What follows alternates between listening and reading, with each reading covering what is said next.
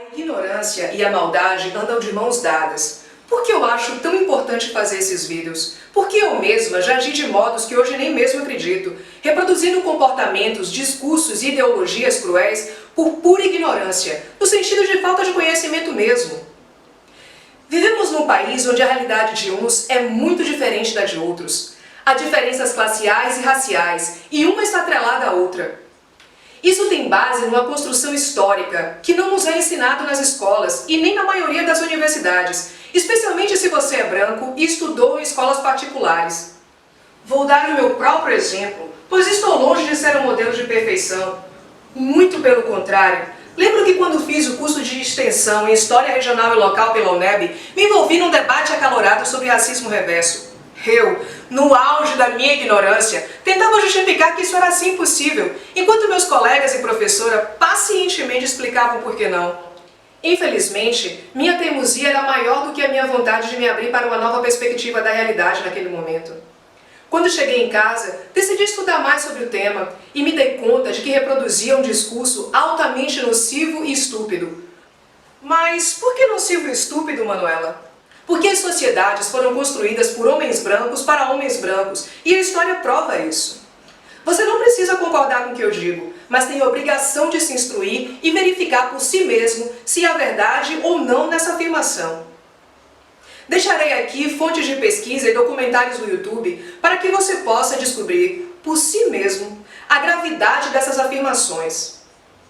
Simplesmente negá-las como eu fiz a priori é se abster de verificação, e é justamente isso que nos impede de melhorar enquanto indivíduos e sociedade. Espero que você possa me oferecer alguns minutos do seu tempo para explicar os devidos porquês. E quem fará isso é alguém muito mais gabaritado do que eu. É a doutora, pesquisadora e professora do Departamento de Antropologia da UFBA, Bruna Zagato, que irá nos explicar o que é darwinismo social, racismo científico e eugenia. Aqui com Manu, ela me convidou para conversar um pouquinho sobre darwinismo social e racismo científico e eugenia. É um tema super atual porque a gente tem visto no discurso de alguns políticos brasileiros e também na população, né, através de lives, redes sociais, cada vez mais manifestações de cunho racista, né, declarações fascistas, e as pessoas estão expondo um pensamento que na verdade tem origem há mais de um século. Eu sou Bruna Zagato, sou professora de antropologia do Departamento de Antropologia da UFBA, formada em Ciências Sociais, e vou conversar um pouquinho sobre esses temas com vocês hoje. Para isso eu vou me basear tem um pano de fundo, né, desse livro, O Espetáculo das Raças, de Lilia Moriti Schwartz. Ela foi minha professora na graduação, então no momento também que a gente está precisando elogiar e lembrar, né, a formação, os professores na nossa formação pessoal. Esse livro traz um pouco essa história, né, do que foi esse pensamento que foi vigente da segunda metade do século XIX até o final da primeira metade do século XX. Foi um pensamento que foi se construindo, né, na Europa, principalmente na Inglaterra. O darwinismo social, o que a gente chama de darwinismo social, foi uma corrente de pensamento que se apresentava como sendo científica, mas que na verdade fazia um uso distorcido da teoria de Charles Darwin, né, da evolução das espécies. Então, com a publicação do livro A Origem das Espécies, do Charles Darwin, em 1859,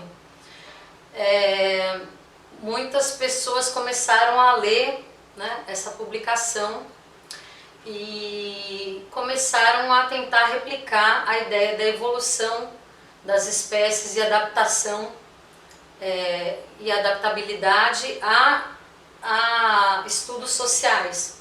Então a ideia de seleção natural, algumas ideias que estavam apresentadas ali por Charles Darwin nesse livro, que marcou, né, o início da biologia enquanto ciência, né, que foi um marco, realmente uma passagem importante. E o que acontece é que essas pessoas que eram uma classe erudita britânica, enfim, uma classe de homens estudados e que tinham oportunidade de viver de estudos e de relatos de viajantes e de relatos de administradores coloniais, né, e que se beneficiavam de todos os frutos da Revolução Industrial na Inglaterra. Quer dizer, era uma classe que estava muito enriquecida, abastada, né, da era vitoriana. E esse grupo começa a criar teorias sobre quais são as raças humanas, né? Que a humanidade estaria dividida em raças de origens diferentes. Então não haveria apenas uma espécie humana, mas várias espécies humanas, né? E que essas raças humanas teriam origens diferentes, né? Essa teoria usava os termos cunhados por Charles Darwin. Bom, então esses pensadores, né, por exemplo, o filósofo inglês que depois se torna biólogo e antropólogo, Spencer, né, ele começa a fazer uso, popularizar as ideias de Charles Darwin, aplicando isso à ideia da formação das populações humanas e da diferença de raças humanas. Então ele, Spencer, era um poligenista, né, ele entendia que existiam várias raças humanas e que algumas delas eram superiores a outras, né? O que seria problemático para esses darwinistas sociais era justamente a mistura interracial, né? Essas misturas gerariam sub-raças ou raças inferiores, degradadas, mais propícias ao crime, mais propícias à degeneração moral, né? Então se argumentava de que a mistura racial trazia essa degeneração genética, mas também social, moral, né? E o Spencer, ele vai influenciar uma série de pensadores na Inglaterra e em outros países, como a Itália, a Alemanha, a França, e outros pensadores além de Spencer, alguns deles verdadeiros sacerdotes do racismo, como o Conde de Gobineau, Le Bon, Taine. Todos esses eram darwinistas sociais que pregavam que as raças humanas deveriam ser, tinham origens diferentes e deveriam seguir sua trajetória puras, né, sem haver mistura entre as raças. Bom, de um lado tinham esses que eram poligenistas, né, e de outro tinha um grupo de pessoas que acreditava que a raça humana era uma única espécie, né, na verdade uma única raça humana, espécie humana no caso, mas que haveria diferenças evolutivas culturais. Então, ainda que fosse uma mesma espécie humana, as culturas estariam hierarquizadas, né? Algumas seriam mais evoluídas do que outras.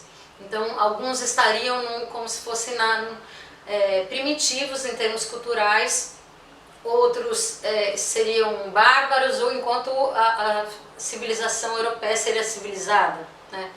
Os europeus seriam civilizados. Então, dentro dessa escala evolutiva das culturas, né, que para esses evolucionistas culturais, que inclusive são os pais da antropologia, veja só que curioso, nessa escala, nessa linha evolutiva, a base dela estariam os aborígenes australianos, os ameríndios, né, a população indígena. Um pouco acima na evolução estariam os povos africanos, e um pouco mais acima os bárbaros muçulmanos, enfim, os povos árabes, e no topo dessa cadeia cultural, claro, estariam os britânicos, por exemplo, né, que seriam o que havia na época de mais civilizado, segundo essas teorias. Agora, por que a gente chama esse pensamento de racismo científico?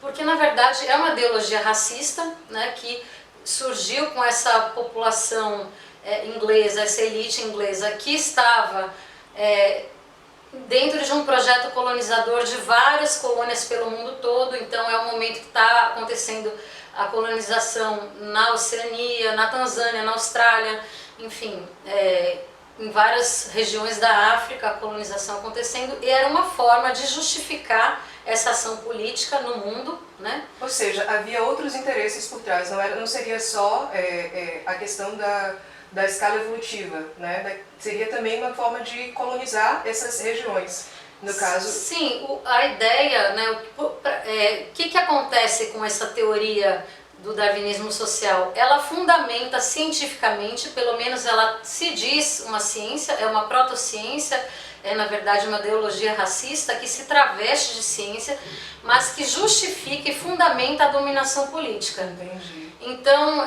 se você vai e domina um povo, uma população na África, ou você domina uma população na Tanzânia, uma população na Austrália, você está simplesmente cumprindo um processo de seleção natural, cumprindo um processo natural de que algumas sociedades vão se perpetuar e outras vão perecer, né? Algumas culturas vão morrer porque é a seleção natural, era assim que se via. E dentro desse contexto, né, a gente chama de racismo científico justamente porque ele se traveste de ciência, não é ciência, né?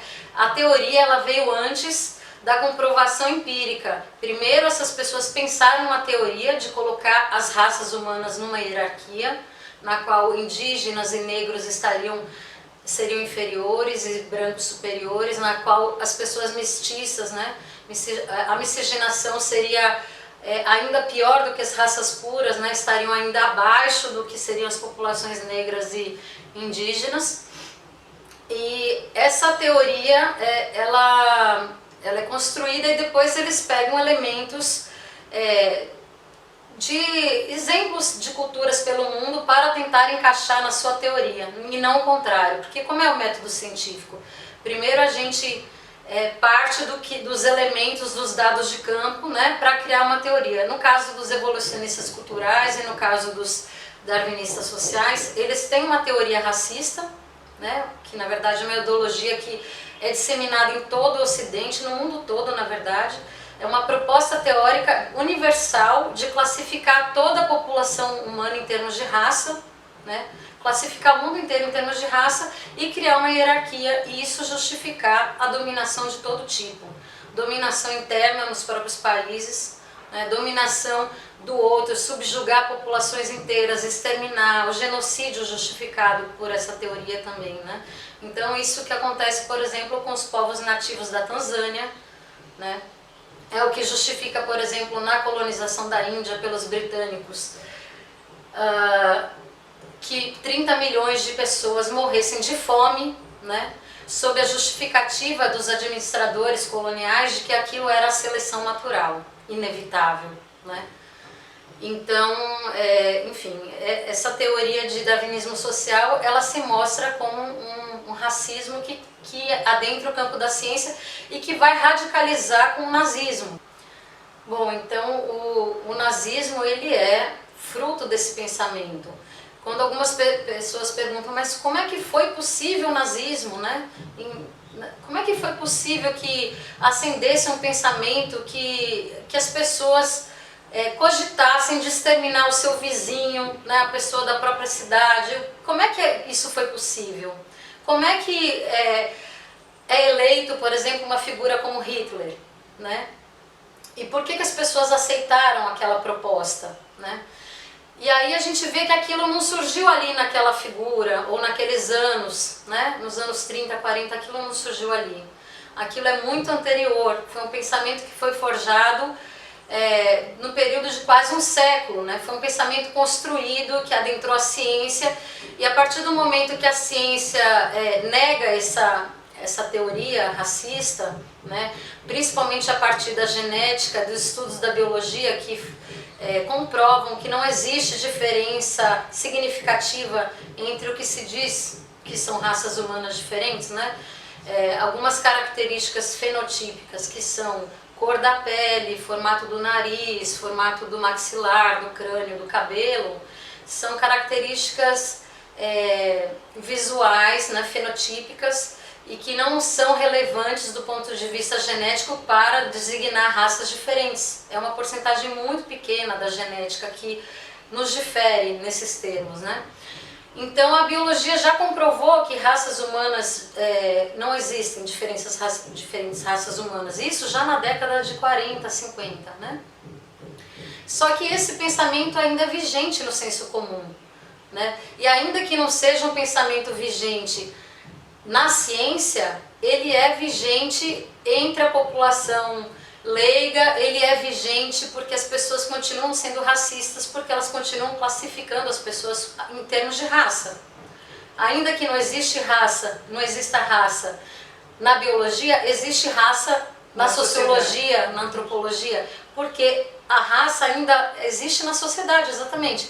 A raça ainda é pertinente para pensar por que o mundo se organiza em termos de classificar as pessoas por cor, por exemplo, e a raça ainda é pertinente para entender porque algumas pessoas se sentem à vontade para inferiorizar outras, né, discriminar, excluir. Nessa entrevista, vimos como essas teorias se manifestaram no mundo. No próximo vídeo, iremos ver como essas teorias se propagaram no Brasil e que consequências causaram em nossa sociedade. Obrigada por acompanhar e assistir. Até a próxima semana.